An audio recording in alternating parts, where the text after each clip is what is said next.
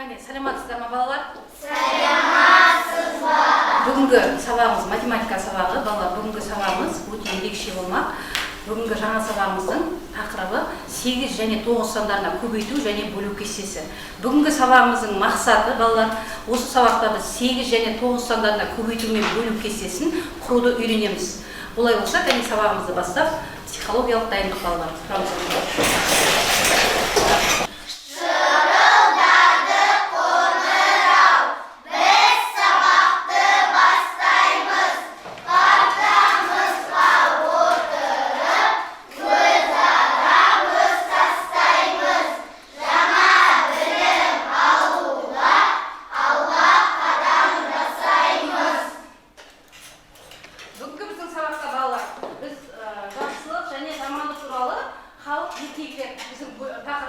Олай болса, бағымыз слайдқа қарайық. Слайдқа біздер балалар қандай ертегілерді көріп тұрмыз кәне? Қол көтерейікші балалар. Қол көтеріп айтамыз балалар. Нұрхан. Түлкімен қасқыр. Орнымызда тұрып айтамыз. Мәди. Баланың айласы. Мысан кемпір. Тағы да. Жез тырнақ. Тағы да. Өздеріңіз білеміз. Ертектерімізді айта береміз. Жүзім жегісі келген қасқыр. Жүзім жегісі келген қасқыр. Түлкімен қасқыр. Баланың айласы. Жақсы енді балалар. Осы жерде қараңыздаршы, біз қай ертегіні өттік жағында балалар? Баланың айласы. Баланың айласы жақсы. Енді бізге балалар ертегіде қараңыздар. Жақсылық және жамандық жасайтын кейіпкерлеріміз бар, солай ма? Кәне жақсылық жасайтын кейіпкерлеріміз қай кейіпкерлер? Кім айтады маған? Балалар дұрыс, баланың айласында. Тағы да. Тас шабалады. Тағы да айтамыз балалар. Тағы да. Батырлар жырында кімдер? Батырлар жақсы. Енді бізге жамандық келтіретін кейіпкерлер қай кейіпкерлер балалар? Бізге кедергі жасайтын қайсы? Жалмауыз кемпір. Мұқан кемпір дейді, иә? Жылан дұрыс. Түлкімен қасқыр да жамандық жасаған. Тағы да? Арыстанмен қасқыр. Жақсы балалар. Олай болса, біз осы тақырыбымызды сүйендей келе, мына жердегі балалар ертегілерге сүйенейік. Бірінші мақалға сүйенеміз. Бірінші мақалда жақсыға ерсең жетерсің мұратқа, жаманға ерсең қаларсың ұятқа дейді. Кәне осы мақалды қалай түсінеміз? Кәне кім ашып береді маған? Қандай мағынаны білдіріп тұр? Кәне қол көтереміз балалар. Қайсы? Жақсыға жете берсең мұратқа жетесің. Иә, жаманға ерсең дейді, кез келген кезде сөзде тұрмай қалады, иә балалар? Екінші мақалды қарайық. Жақсы болсаң ұзарсың дейді, жаман болсаң азарсың дейді. Кәне қалай түсінеміз? Кәне қол көтереміз, Нұрхан айта ғой. Жақсы қаламыз дейді. Иә. Жақсы баланың қасында жүрсеңіз, үнемі сендерге көмектеседі. Солай ма балалар? Ал жаман қасында нашар, сабақты оқымайтын баланың қасында жүрсек, біз кез келген кезде неге қаламыз? Ұятқа қаламыз деген балалар. Көрдіңдер ма? Бүгінгі біздің тақырыбымызды балалар аштық па балалар мақалмен? Аштық. Олай болса балалар, бүгін дәптерімізді ашамыз барлығымыз. Бүгінгі бірінші тақырыбына мен күн қоймаймыз. Дәптерлерімізді ашайық балалар барлығымыз. Күннің жадын жазамыз балалар. Бүгін қаңтардың 18-і 8-9 сандарына көбейту және бөлу кестесі. Әдемілер.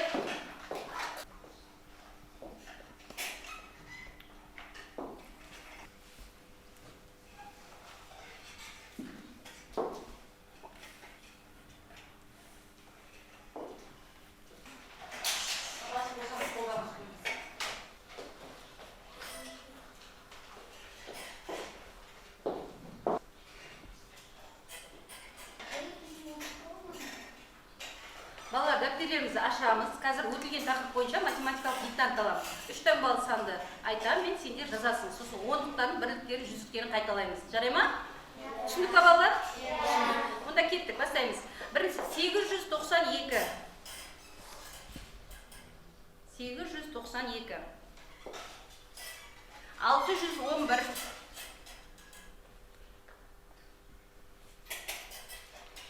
235. 611. Bir sandı ballar, iki rete kapatalarım. 611 değil, 3. sandımız 235. Nasıl bak? 235. Келесі 981. 238.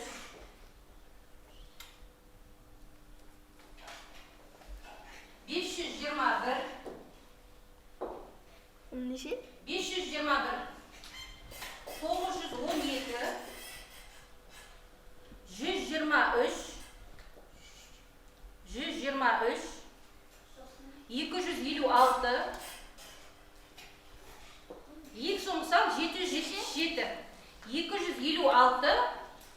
ең соңғысы 777. Қаламды қоямыз, қолымызды қоямыз. Ал, мына топтан кім оқиды кәне? Мансұр оқып Түргел. Түргел оқиғы Мансұр. 892, 611, 235, 981, 238, 521, 912, 123, 256, 777. Так, Нұрлыхан оқы. Екінші топтан.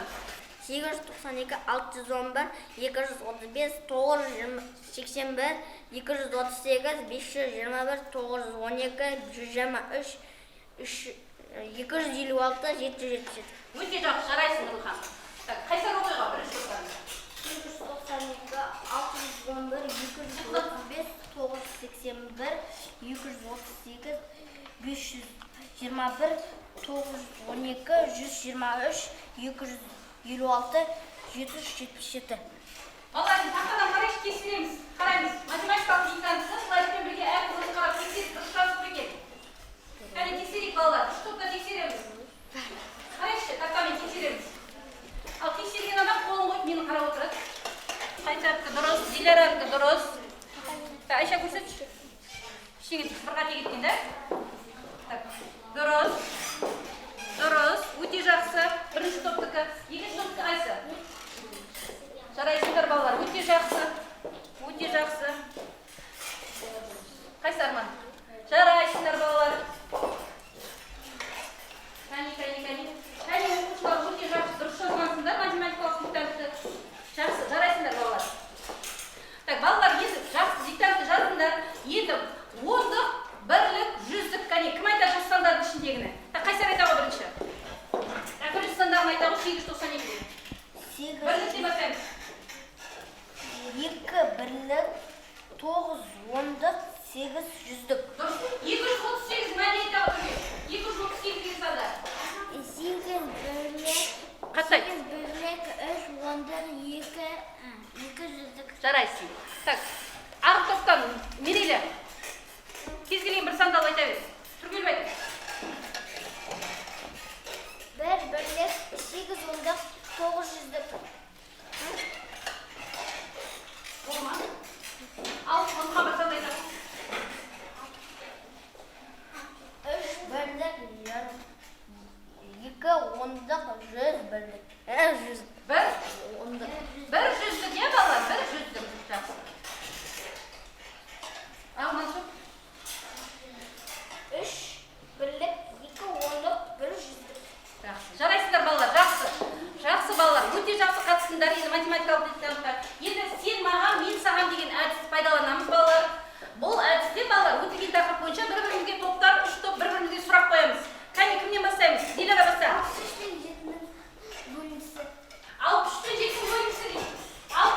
63 пен 7-нің бөлінісі тең болады 9. Жақсы, жарайсың Арнұр. Енді осы топтан тағы кім сұрақ қояды кәне? Ал Сабина қоя ғой. 7 мен 7-нің бөлінісі тең болады неше? Ал екінші топтан кім жауап береді? Мерейлі жауап бере отыргеніне қарап тұр. Мерейлі. 7 мен 7-нің көбейтіндісі тең болады 49. Жарайсың, өте жақсы. Енді балалар, екінші топта біз бірінші топқа сұрақтар қоямыз. Кәне, өткен тақырып бойынша кім сұрақ қояды? Ал, Нұрлыхан. Бірінші топқа сұрақ қоя ғой, Нұрлыхан. 54 пен 6-ның бөлінісі неше?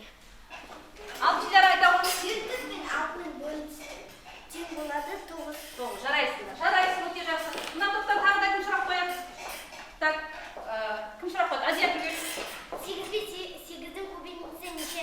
8 пен 8-нің көбейтіндісі неше дейді? Бірінші топқа. Ал, Айнұр Тұрау. 8 пен 8-нің көбейтіндісі тең болады 64. Өте жақсы. Жарайсыңдар балалар. Жақсы. Жақсы. Бұл өткен тақырып бойынша жақсы балалар. Сұрақтарды жақсы айттық. Енді кітаппен жұмыс балалар. Кітапқа бағымыз қарайшы балалар. Бүгінгі сабағымызда біз балалар айттық. 8 және 9 сандарының көбейту және бөлу кестесін өтеміз дедік, иә? Енді біздің кітабымызда бірінші тапсырмада балалар қоянның әрбір секірген 8 бірлікке тең дейді. 3, 6, 8 секіргенде неше бірлік бар дейді балалар. Бұл жерде қоян 3 рет секіргенде неше бірлік болады? 6 рет секіргенде неше бірлік болады? Және 8 рет секіргенде неше бірлік болады? Қай топтан балалар айтады екен маған? Қайсар айта ғой?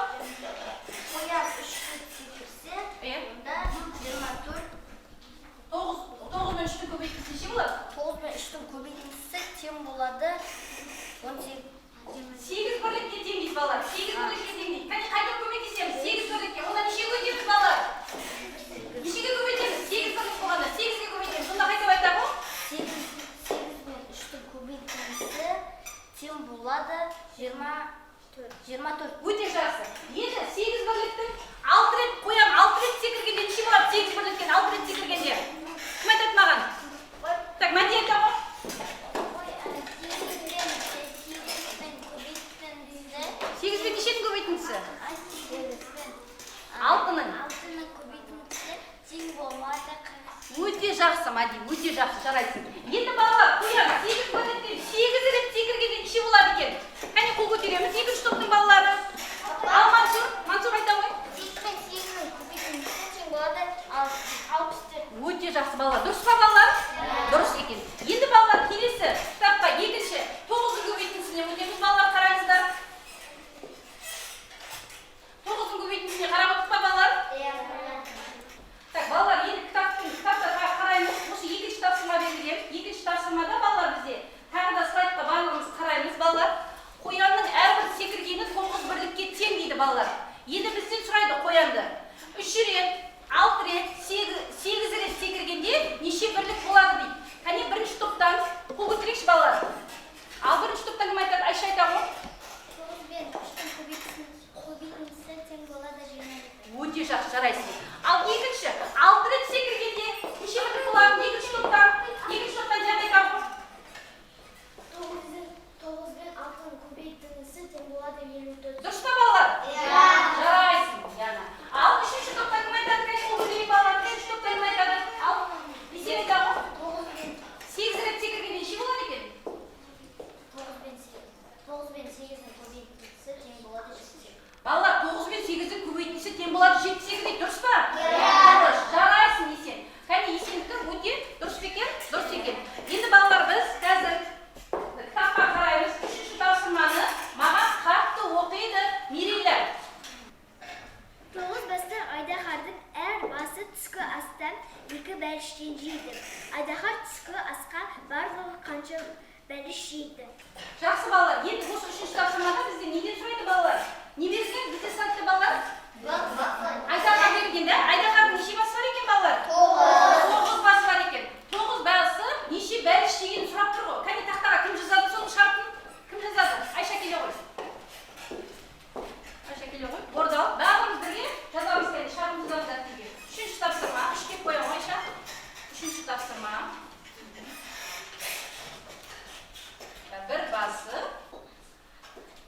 Бір басы. Неше бәліштен жеді балалар? 2 бәліштен жазамыз. Бағымыз дәптерімізге әдемі таза жазамыз балалар. Әдемі таза балалар. Бастарымыз, иықтарымыз әдемі көтеріп отырамыз. 9 басы.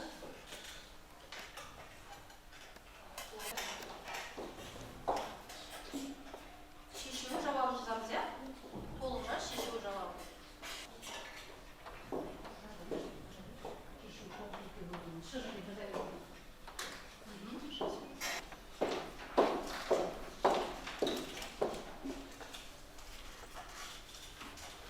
Балалар, қарайды, Айшаның шығарған дұрыс па екен?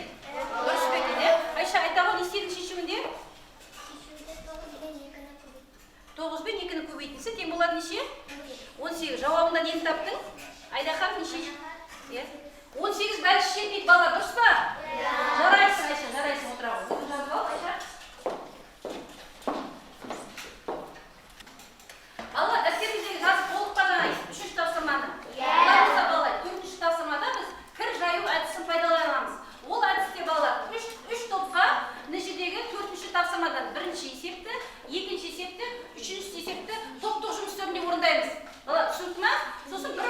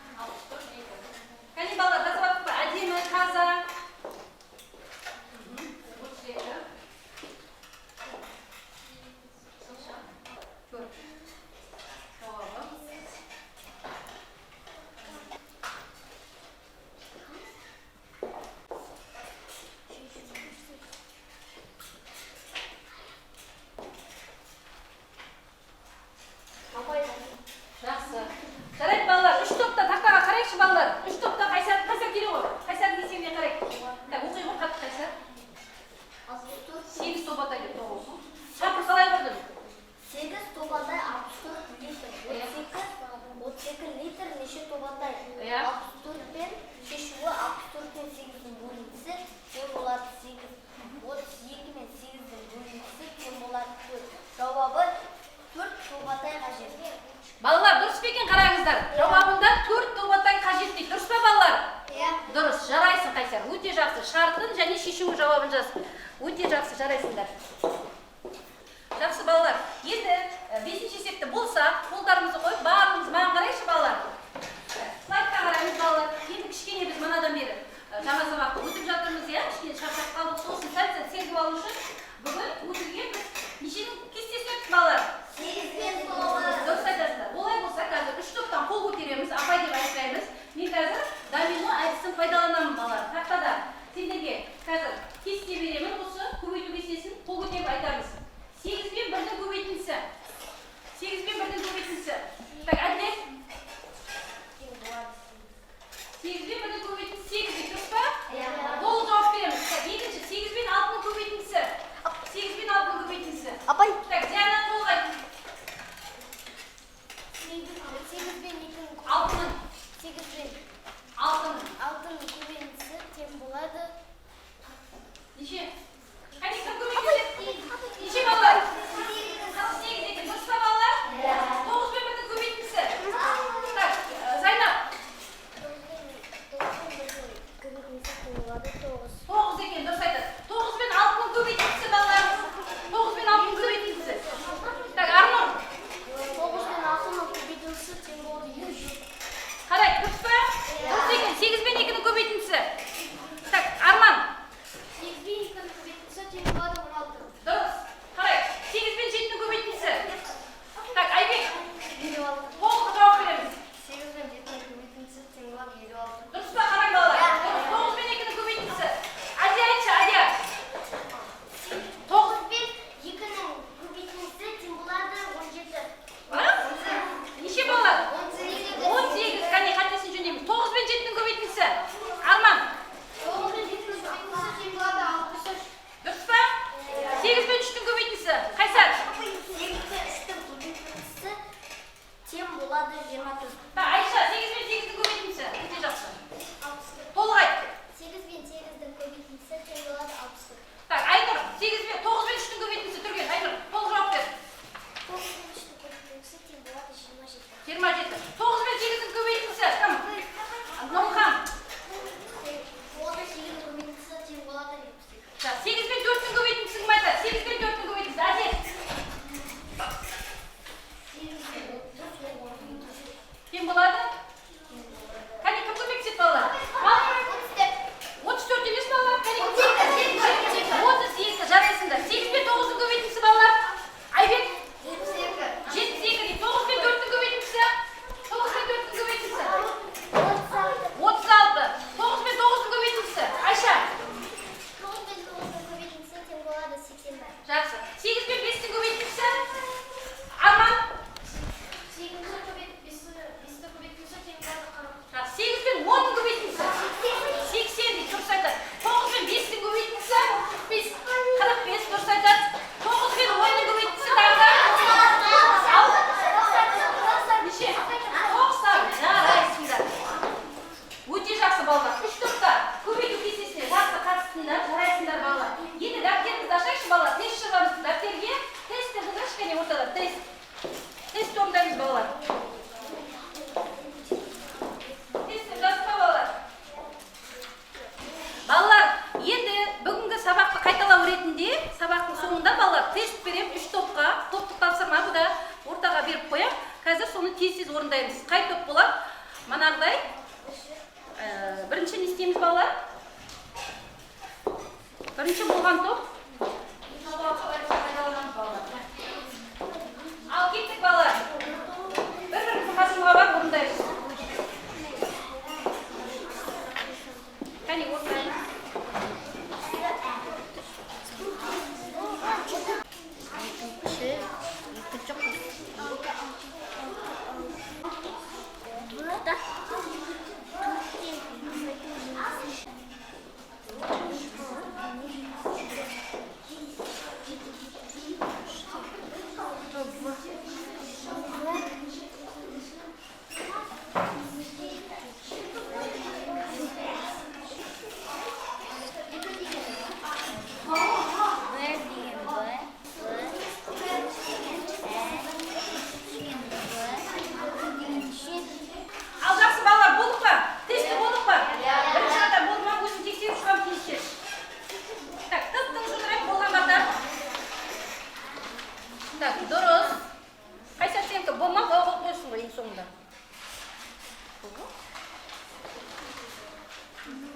Дұрыс емес қой. Бес дұрыс екен ғой, дұрыс. Дұрыс. Дұрыс. Дұрыс. Бірінші топтығы дұрыс балалар тесті. Екінші топты қараймыз. Жарайсыңдар.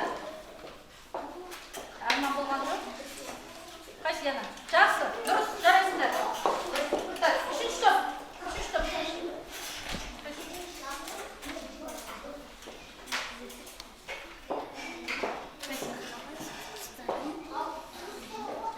Жақсы балалар, жарайсыңдар. Қане қолдарымызды қоямыз. Тестті барлығымыз дұрыс орындаппыз. Өтілген тақырып бойынша. Балалар, 7-ші тапсырманы орындаймыз. Кітаппен жұмыс. Қане кітапты ашайықшы бәріміз балалар. Кітапты ашыңдар. Кітапта бізде көп таңбалы сандар, көп таңбалы сандарды қосу және азайту берген, солай ма? Енді қазір соны 3 топқа мен бөліп беремін. Бірінші топқа бірінші есепті, екінші топқа екінші есепті, үшінші топқа үшінші есепті беремін. Дәптерімізге жазып, қане орындап бастап кетеміз. Қай топ болды балалар қол көтереді кім болған, ерте болған балалар, жарай ма? Ал кеттік, қане орындаймыз.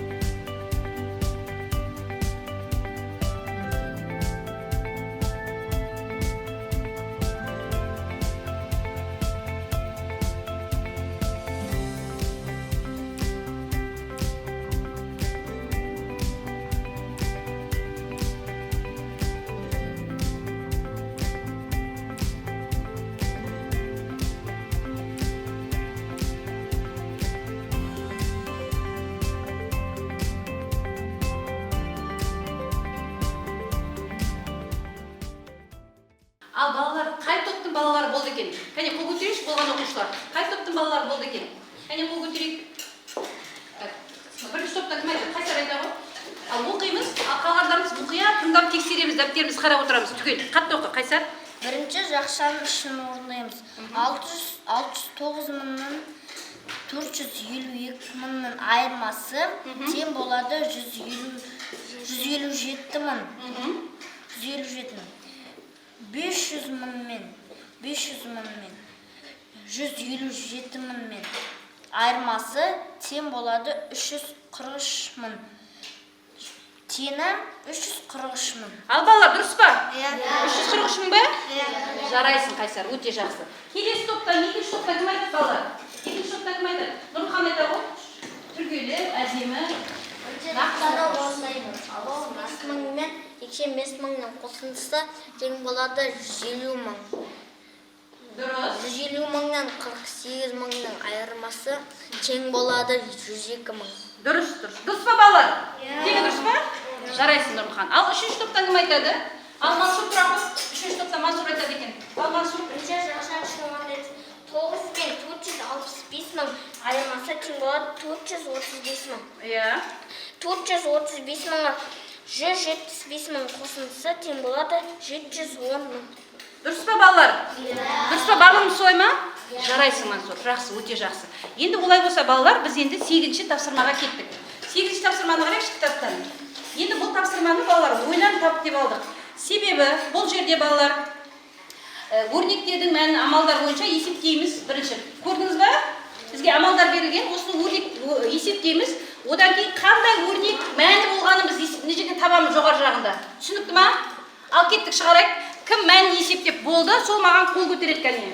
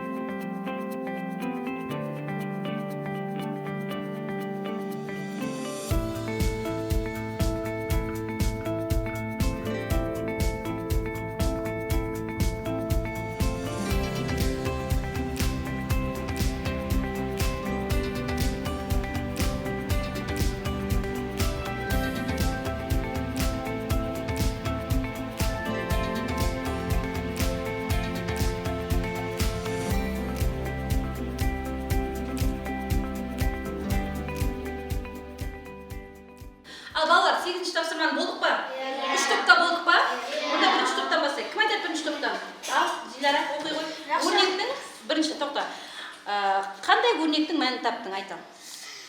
Жақшаның ішінде 36 мен 27-ні азайтамыз, соны 3-ке бөлеміз, тең болады 3. Жақсы, осыны қалай шығардың? Бірінші 36 мен 27-нің айырмасын істедім, тең болады 9. 9 мен 3-ті бөлім, тең болады 3. Өте жақсы жарайсың. Олай болса, бұл жерде өрнекті бірінші нені орындап алдың? Бірінші жақшаның ішін орындап. өте жақсы жарайсың. Екінші топқа кім айтады? Қане, екінші топ толық бар. Ал жаңа айтамыз. Өрнектің мәнін қалай таптың, айтшы. Қандай өрнек екен? Бірінші жақшаның ішін ашамыз. Бірінші жақшаның ішін ашамыз. 5 пен 4-тің көбейтіндісі жақшаны жабамыз. Қосу 7 жақшаны ашамыз. 7 мен 5-тің көбейтіндісі жақшаны жабамыз, тең болады 25. Ал бұл жерде қалай орындады бірінші? 5 пен 4-тің көбейтіндісі тең болады 10. 20. 20 ғой 5 пен 4-тің көбейтіндісі, иә? Жоқ, 20 ғой не? 20, иә. Екінші жақшаны орындаймыз. Екінші жақшаны орындаймыз. 7 мен 5-тің көбейтіндісі тең болады 35. Екеуінің қосындысы 55. жарайсың деді, жарайсың. Ал үшінші топта кім? Сабина айтады. Жақшаны ашамыз, аппыз, азайтылған. Бала, бәрін тексеріп отырамыз. Жақшаны жабамыз, азайтылған. Жақшаны ашамыз, 7 көбейтілген 2 тең болады 9. Ал осыны қалай орындадың? Дәлелдеші. Бірінші 60-тан азайттан 37-ні тең болады 23. Содан кейін 7-ге көбейттім 2-ні тең болды, тең болады 14. Барлығын азайтқанда тең болады 9. Тең болады 9. Дұрыс па балалар? Бәріңіз осылай шықты ма? Жақсы балалар, өте жақсы жарайсыңдар. Диляраға да, Дианаға да, Сабинаға да өте жақсы деген баға қоямын балалар. Жақсы балалар, 3 топта кәне тәртіптеріңіз қадағалап дұрыс отырайық кәне. 3 топ балалар, бүгін біз сабақта қандай сабақ өттік балалар? Қай кестемен таныстық? 8 пен 9 Көбейту және бөлу кестесімен таныстық, иә? Кәне олай болса есімізге түсіріп жіберейікші балалар, жарысып кәне көбейту кестесін айтып жіберейік. Мен қазір сендерге көбейту кестесі туралы сұрақ, көбейту кестесін беремін. Сендер тек қана маған тең боларсыз айтады, жарай ма? Так, 9 пен 9-ның көбейтіндісі. Тең болып өтереміз, қайсар? 81. 8 пен 8-дің көбейтіндісі. Кәне көмектесеміз, ал? 8 пен 8. 64. Жарайсыңдар. 8 пен 5-дің көбейтіндісі, кім айтады? 8 пен 5-дің көбейтіндісі. Жүргілі ме? 8 пен 5-дің көбейтіндісі тең болады 56. Кәне көмектесеміз, балалар? 40. Дұрыс, жаңылысып кетті. 8 пен 5-дің көбейтіндісі 40. 8 пен 2-дің көбейтіндісі, балалар, кім айтады? 8 пен 2-дің көбейтіндісі. Айнұр? 8 пен 2-дің көбейтіндісі. Оны толық айтшы. 8 пен 2-ның көбейтіндісі тең болады 16. Жарайсың. Кәне 9 пен 2-ның көбейтіндісі кім айтады? 9 пен 2-ның көбейтіндісі. Айнұр, Арнұр? 9 пен 2-ның көбейтіндісі тең болады 30. Жарайсың, өте жақсы. 9 пен 5-дің көбейтіндісі кім айтады? 9 пен 5-дің көбейтіндісі. Айбек? 9 пен 5-дің көбейтіндісі тең болады 45. 45, жарайсың. 9 пен 3-дің көбейтіндісі кім айтады? 9 пен 3-дің көбейтіндісі. Диляра, толық айт. 9 пен 3-дің көбейтіндісі тең болады 27. Жақсы, өте жақсы жарайсыңдар балалар. Енді бөлуден берейінші балалар, бөлуден беремін. 81 мен 9-ның бөліндісі кім айтады? 81 мен 9-ның бөліндісі. Тең болады 9 деп дұрыс па? Иә. 78 мен 8-дің бөліндісі кім айтады? 78 мен 8-дің бөліндісі. Ал? Тең болады 10. Дұрыс па балалар? Иә. 45 мен 8-дің бөліндісі. 40 пен 8-дің бөліндісі. Тең болады 5. 32 мен 8-дің бөліндісі кім айтады? Тең болады 4. Тең болады 4. Жақсы балалар, өтілген тақырып бойынша, бүгінгі тақырып бойынша барлығымыз меңгерген екенбіз. Әлі де болса үйде жаттаймыз. Жарай ма балалар? Жарайсыңдар. Жақсы балалар, көбейту таблицасы меңгерген, көбейту кестесі меңгерген көріп отырып 3 топта да. Енді компоненттерін атайықшы кәне. Бірінші топ атайықшы, көбейту компоненттер бірге атаймыз. Көбейткіш, көбейтудің мәні. Өте жақсы жарайсың. Ал екінші топ көбейту компонентін бірге атаймыз кәне. Көбейткіш, көбейтудің мәні. Өте жақсы. Ал бірінші топ көбейту компонентін атайық. Көбейткіш, көбейтудің мәні. Көбейтіндінің мәні. Кәне бөлудің компонентін атайықшы, сендерден бастайық. Бөлінгіш,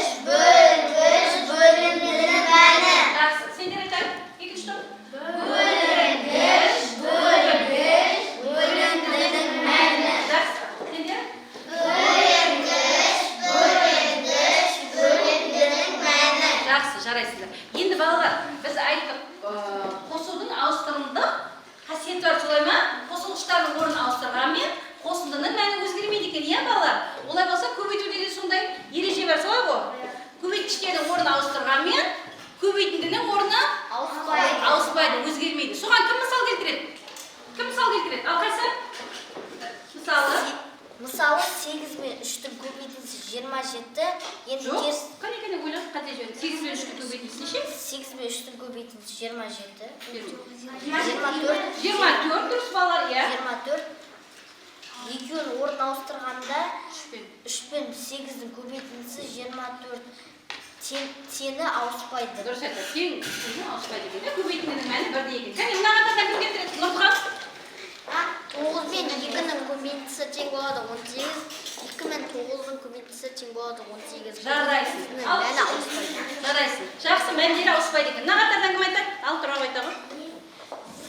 8 мен 3-тің көбейтіндісі тең болады 24. 3 пен 8-дің көбейтіндісі тең болады 24. Оның теңдері ауыспайды. жарайды. Онда балалар олай болса көбейткіштердің орнын ауыстырғанмен көбейтілінің мәні не қылмайды екен? Өзгермейді екен. Соны ұмытпаймыз ба балалар? Иә. Жарайсыңдар. Жарайсыңдар.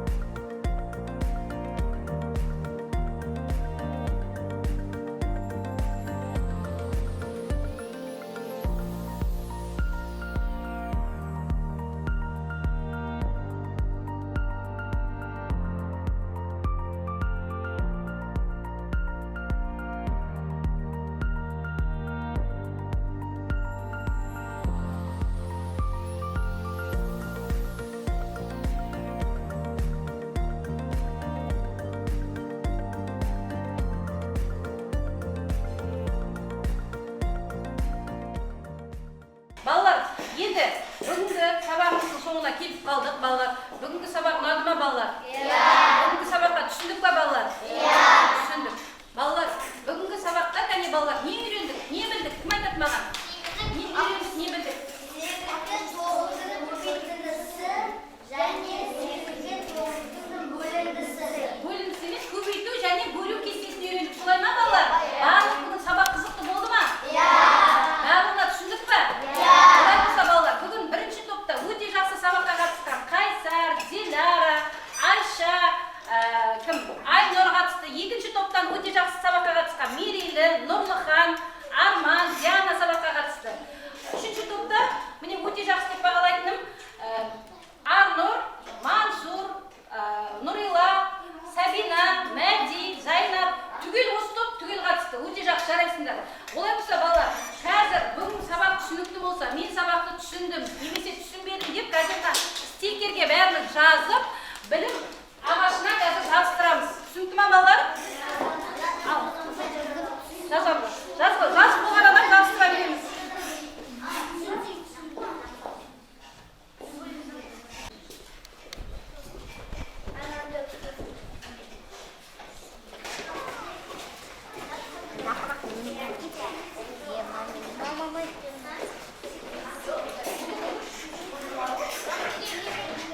Жақсы балалар, бүгін білім ағашына барлығымыздың өзіміздің бүгінгі сабақты қалай өткеніңіз, қалай ұнады ма, ұнамады ма, өзіміз стикерлерімізді жабыстырдық балалар.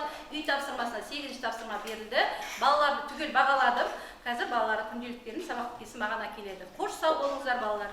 Сау болыңыздар.